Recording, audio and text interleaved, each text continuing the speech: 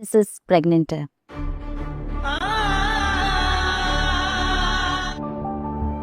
कैसे ऐसी लड़की के साथ वो निकाह में रहेगा?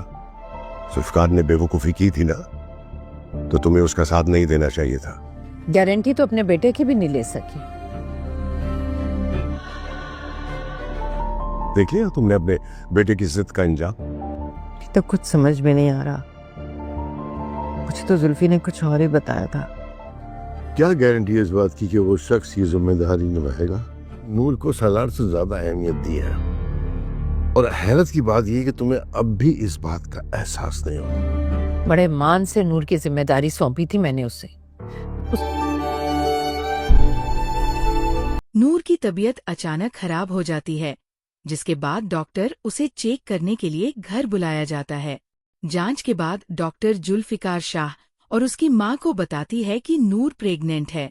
ये खबर सुनकर सब हैरान रह जाते हैं, लेकिन असलियत कुछ और ही होती है।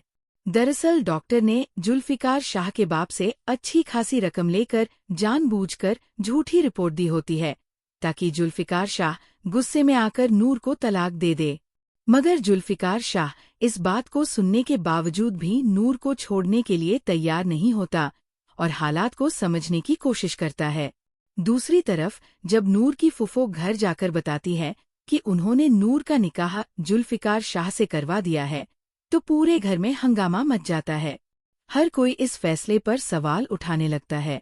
पहले लोगों को नूर के उस घर में रहने पर ऐतराज था, लेकिन अब उसके वहां से चले जाने पर भी बातें बनाई जा रही हैं। उधर सालार और उसकी पत्नी के बीच भी गलतफहमियां बढ़ने लगती है।